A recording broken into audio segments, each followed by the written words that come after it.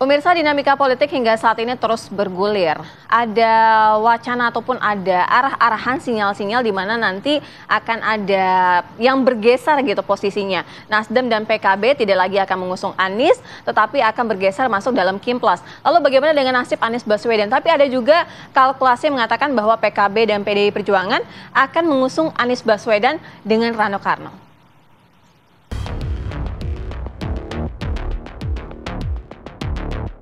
Jelang Pilkada Serentak 2024, Koalisi Indonesia Maju atau KIM aktif mendekati partai lain di luar koalisi mereka untuk dirangkul menghadapi Pilkada 2024. Koalisi gemuk ini kerap disebut KIM Plus. Saat ini koalisi pendukung Prabowo Subianto sedang menyiapkan Ridwan Kamil sebagai calon gubernur Jakarta serta mengajak sejumlah partai politik di luar koalisi turut bergabung. Juru bicara Partai Keadilan Sejahtera M. Khalid mengatakan PKS sedang membahas dan mengkaji opsi bergabung dengan Koalisi Indonesia Maju Kim Plus pada Pilkada Jakarta 2024. PKS sejak awal memastikan pasangan Anies Baswedan dan Sohibul Iman maju sebagai calon gubernur dan calon wakil gubernur Jakarta. Namun PKS masih harus memenuhi kekurangan 4 kursi DPRD di Jakarta agar mendapat tiket untuk maju. Jika benar Partai Keadilan Sosial bergabung dengan Kim Plus, bagaimana nasib Anies Baswedan di Pilkada Jakarta? Tim TV One mengabarkan.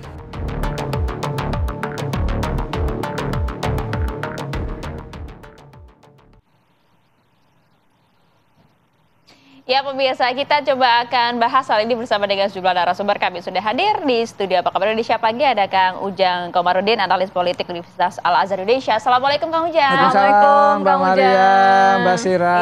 Iya, Kang Ujang nggak sendiri, pemirsa sudah bergabung sama kami melalui sambungan Zoom. Ada Andreas Hugo Parera, politikus senior PDP, dan juga Ahmad Doli Kurnia, Waketum Partai Golkar. Selamat pagi Bapak-Bapak, Assalamualaikum. Waalaikumsalam. Selamat pagi Bang Doli. Assalamualaikum. Bang. Ya, saya langsung mau ke... Ya, selamat pagi. Pagi Bang Doli. Baik, Pagi, ada Bang Kang Andreas. Pipin juga ya, sudah bergabung ya. Ya, oke, ada Kang Pipin juga dari PKS. Nah, ini yang harus menjawab semuanya nih ya. Kang Pipin, jadi selama ini Kang Pipin, langsung saya mau Kang Pipin terlebih dahulu. Kang Pipin, jadi selama ini untuk batas waktu sudah diberikan kepada Anies Baswedan 40 hari itu, apakah kemudian masih akan berubah bersama dengan Anies Baswedan atau bagaimana nih keputusannya dari PKS? Ya, ikhtiar 40 hari mencari tiket supaya lengkap 22 kursi memang sampai saat ini belum tercukupi ya. Dan SK PKS untuk mengusung Pak Anies dan Pak Sohibul Iman ternyata masih jomblo, belum ada pasangan, sehingga kami harus sampaikan karena kami melihat ada gelagat bahwa ini tidak bisa berlayar, maka kami harus sampaikan opsi untuk mencari pilihan lain terkait dengan calon pasangan. Tentu itu dibahas di PKS dan kami bangun komunikasi politik dengan partai-partai politik yang ada. Sehingga saya harus sampaikan pada kesempatan pagi hari ini ya, komunikasi salah satunya dengan Kim itu kami lakukan supaya Jakarta memiliki calon gubernur yang terbaik yang bisa memberikan solusi kepada persoalan yang dihadapi oleh masyarakat di Jakarta. Jadi kami sekali lagi sudah berikhtiar semaksimal mungkin berkomunikasi. Presiden PKN sudah komunikasi langsung dengan Pak Surya Paloh, dengan Kang Imin, dan juga berusaha kami dengan PDIP, tetapi karena tidak kunjung juga surat keputusan itu turun, maka opsi yang lain yang akan kami pertimbangkan untuk di Jakarta.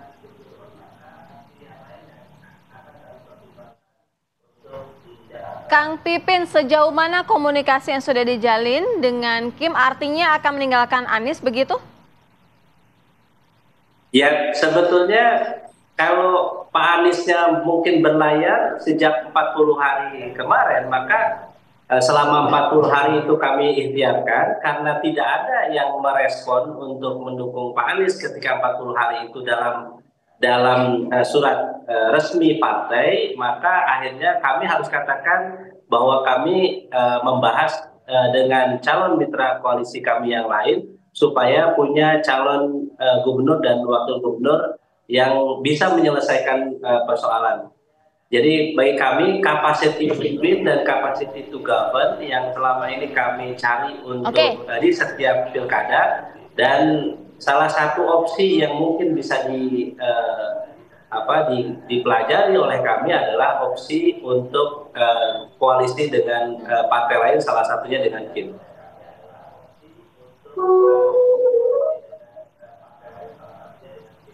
Oke, saya mau ke Bang Doli langsung. Bang Doli, betul sudah ada jalinan komunikasi dengan PKS dan hasilnya seperti apa, Bang Doli?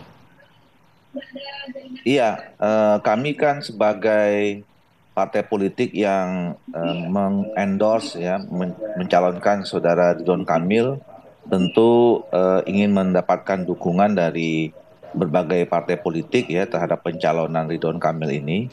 Kami sampaikan ke semua partai politik yang memungkinkan untuk bisa kerjasama.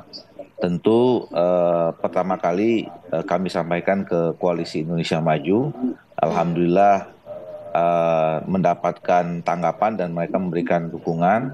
Kemudian kita juga menyampaikan ya kepada partai-partai politik yang lain, termasuk dengan PKS ya khususnya. Dan alhamdulillah mendapatkan respon positif ya. Bahkan dengan teman-teman PKS kita beberapa hari ini intensif ya. Tinggal kemudian ada beberapa tahap lagi lah ya, atau 1-2 tahapan lagi yang memang kita harus lakukan untuk pematangan proses pencalonan saudara Ridwan Kamil beserta nanti akan membicarakan siapa yang menjadi pasangan calon wakil gubernur dari saudara Ridwan Kamil.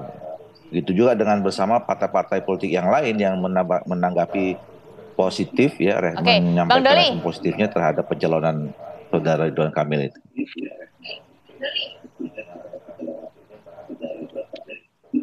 Oke, Bang Doli, respon positif dari partai lain selain PKS siapa? Nasdem?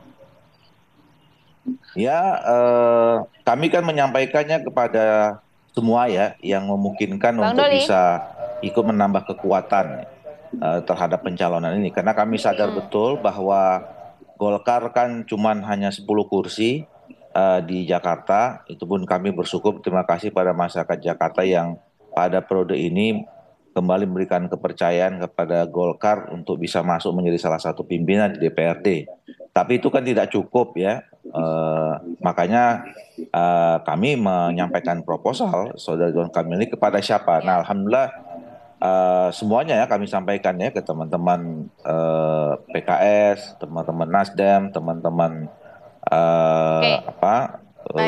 PKB, ya termasuk juga saya beberapa kesempatan menyampaikan dengan teman-teman PDIP ya dan yang lain-lain ya.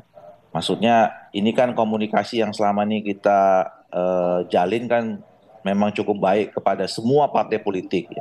Nah, tinggal kan itu kembali kepada partai politik masing-masing ya. Keputusannya apa kita menghargai, itu kedaulatan masing-masing partai politik.